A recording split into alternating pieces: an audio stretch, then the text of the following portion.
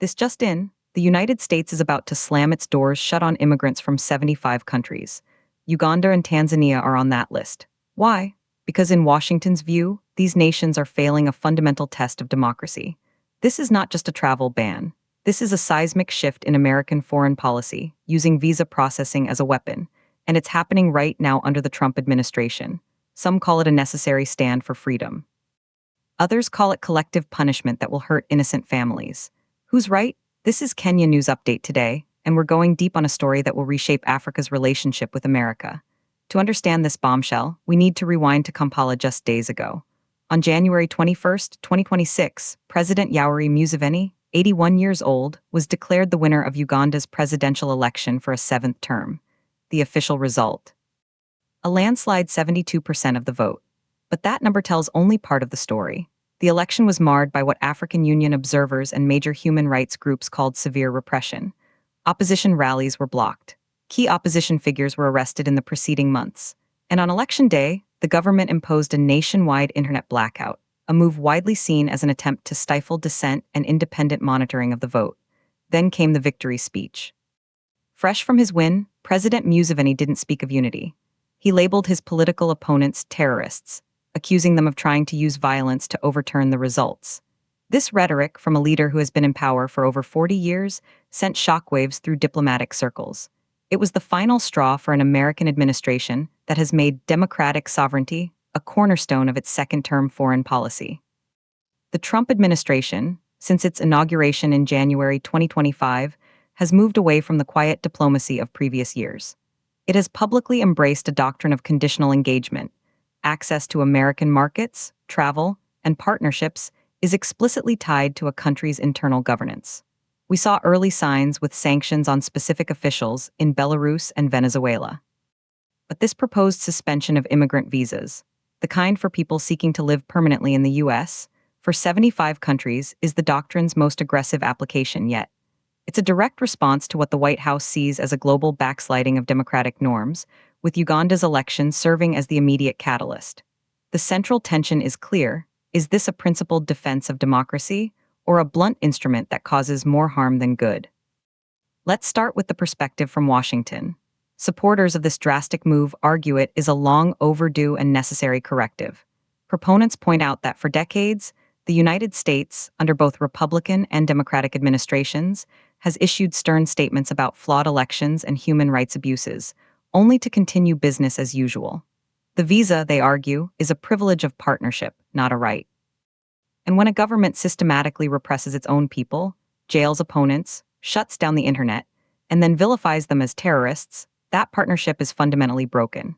The Trump administration's position, as articulated by senior officials in background briefings, is that continuing to process immigrant visas for citizens of such countries amounts to endorsing the regimes that oppress them.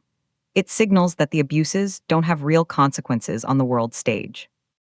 By suspending the pipeline, the U.S. is applying tangible pressure not on the general population, but on the elite and the middle class, the very people who often have the means and desire to emigrate. The theory is that this creates an internal constituency for reform. When the business owner, the doctor, the engineer sees their pathway to America permanently closed because of their government's actions, they are more likely to demand change at home. Furthermore, supporters argue this is about protecting American values and security. They contend that regimes that show such contempt for democratic processes and rule of law at home can become incubators for instability and anti-American sentiment. By taking a firm stand, the U.S. is drawing a clear line in the sand.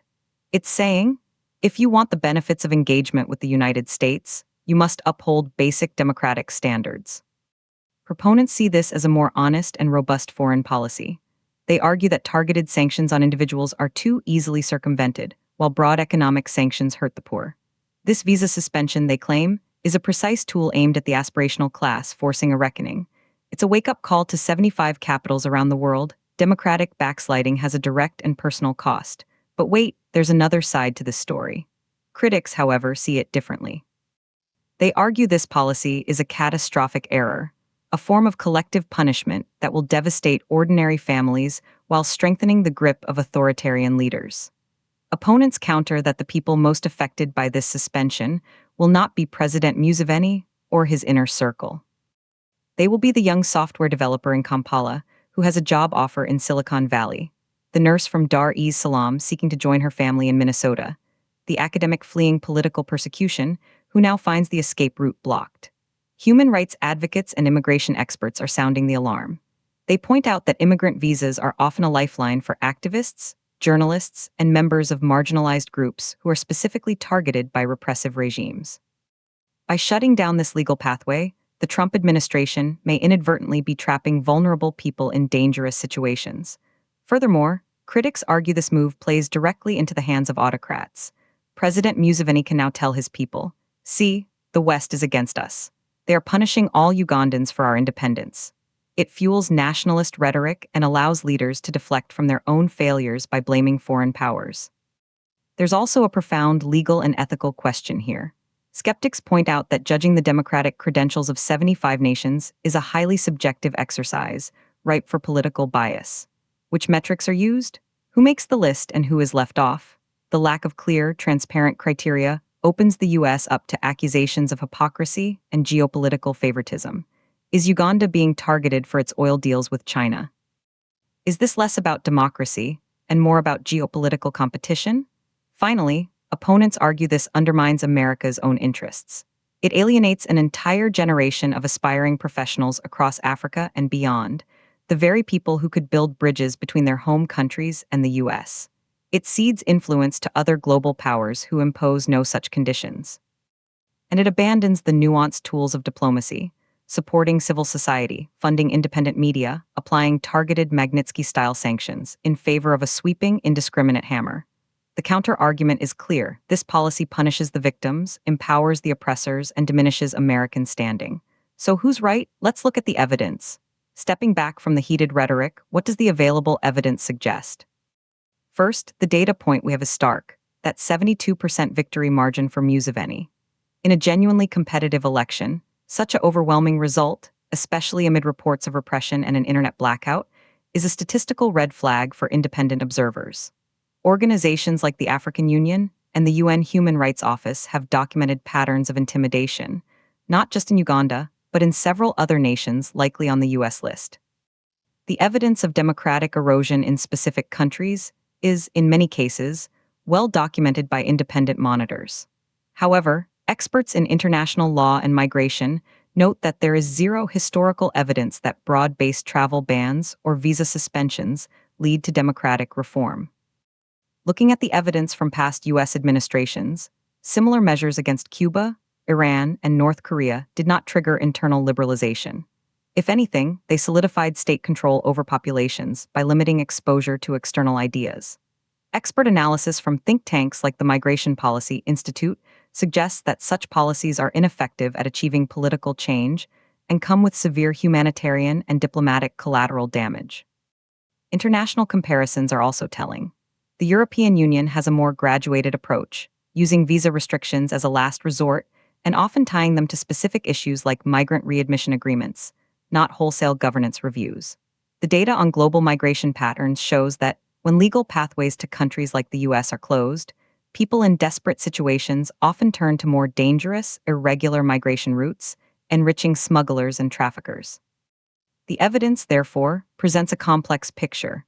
While the diagnosis of democratic backsliding in countries like Uganda may be accurate, the prescribed remedy of mass visa suspension is untested, and according to most historical data, likely to fail in its stated goal while causing significant unintended harm. The reality is more complex than either side admits. Here's the uncomfortable truth most people miss. The Trump administration is correctly identifying a real and urgent problem: the global decline of democratic freedoms. The brazen nature of Uganda's flawed election and the terrorist rhetoric are undeniable provocations that demand a response beyond a press release. Doing nothing is a form of complicity. However, the chosen response is dangerously blunt and strategically questionable. It conflates a nation's people with its government, a fundamental error in statecraft. What the mainstream narrative misses is that this policy may be less about actually reforming Uganda and more about signaling to a domestic American audience a tough, America First stance on global affairs. It is political theater with real-world, devastating consequences for innocent bystanders. The nuanced, difficult work of promoting democracy involves empowering local actors, supporting independent institutions, and using smart, targeted pressure. A mass visa suspension relieves the US of that burden. It's a simple, sweeping action that looks decisive but abdicates the responsibility of engaged, difficult diplomacy. The verdict? The diagnosis is right, but the medicine is likely to kill the patient. It addresses a symptom of authoritarianism, the desire of its people to leave, while doing nothing to treat the disease. For ordinary people across East Africa and beyond, the impact will be immediate and heartbreaking. Families will be separated indefinitely. Students with admissions to U.S. universities will see their dreams deferred. Professionals will lose job offers. There will be a rush to embassies in the coming days, creating chaos. Longer term, we can expect a rise in asylum applications at borders as legal channels close, and a potential brain drain redirected to other countries like Canada, Australia, or within Africa itself. Watch for legal challenges from affected individuals and possibly from U.S. states that rely on immigrant labor. Also, watch the reaction of other nations on the list. Will they retaliate with their own restrictions? This decision will create diplomatic shockwaves for years. What do you think? Drop a 1 if you believe the U.S. visa suspension is a necessary stand for democracy. Drop a 2 if you believe it's a harmful act of collective punishment. So, the debate is set: principled pressure versus counterproductive punishment. The U.S. under President Trump has chosen a radical new path, using its visa system as a tool of geopolitical leverage, with Uganda's controversial election as the trigger. The fallout will redefine alliances and devastate countless lives. Now I want to hear from you. Are you team principle or team pragmatism? Does this policy make the world more democratic or just more divided? Drop a comment below and let's discuss. Share this with someone who needs to see both sides of this story. Subscribe to Kenya News Update today for more breaking news.